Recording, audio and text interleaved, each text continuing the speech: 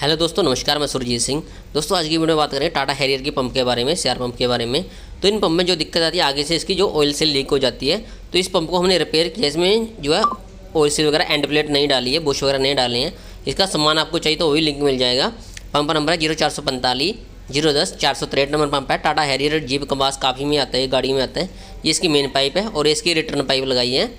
और यहाँ पे हमने एक नोजल लगाई जिसका प्रेशर में 300 रखा है फिलहाल के लिए, बाकी इसका प्रेशर भी चेक करेंगे। और यहाँ पे मीटर यूनिट होता है जो उसका, उसमें हमने करंट दिया है यहाँ पे 12 वोल्ट का। और जो इनलाइट प्रेशर दिया हमने इसके 2.5 बार का दिया है, 2.5 बार का प्रेशर हमने इसमें दिया है। और मशीन हमने देखिए, आप देख सकते हो 100 आरपीएम पे क्लॉकवाइज हमने मशीन चलाई है। यहाँ पे देख सकते हो 100 आरपीएम पे क्लॉकवाइज मशीन चल रही है। तो यहाँ पे स्टॉक लगाते हैं, तो यहाँ पे हमने स्टॉक लगा दिए हैं।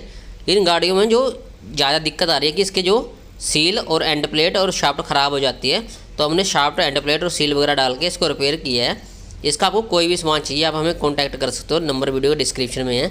और आपको कुछ भी पूछना हो या कुछ भी बताना हो, आप हमें कांटेक्ट कर सकते हो, मैसेज कर सकते हो फेसबुक और इंस्टाग्राम पे, उसका लिंक वीडियो के डिस्क्रिप्शन में है। और यहाँ पे देखिए हमने स्टॉक लगाई यहाँ पे 100 आरपीएम पे, 100 स्टॉक पे हम इसको चेक कर रहे हैं क्लॉकवाइज में, किसकी जो कितनी डिलीवरी आएगी और इसका कितना प्रेशर रहना चाहिए। हमने इनलेट प्रेशर इसका 2.5 बार का रखा है। तो दोस्तों आप यहाँ पे देख सकते हो हमारी जो डिलीवरी है वो 60 के आसपास आ रही है। आप देख सकते हो यहाँ पे 100 आरपीएम पे। अब इसके आरपीएम बढ़ाते हैं थोड़ा। आरपीएम बढ़ाने के बाद इसको चेक करेंगे कि इसकी डिलीवरी कितनी आएगी और कितनी आनी चाहिए। तो यहाँ पे आप देख सकते हो हमने 500 आरपीएम किया मशीन के क्लॉकवाइज में। और वेन जो हमने इनलेट प्रेशर वही रखा हुआ है सेम 2.5 बार का।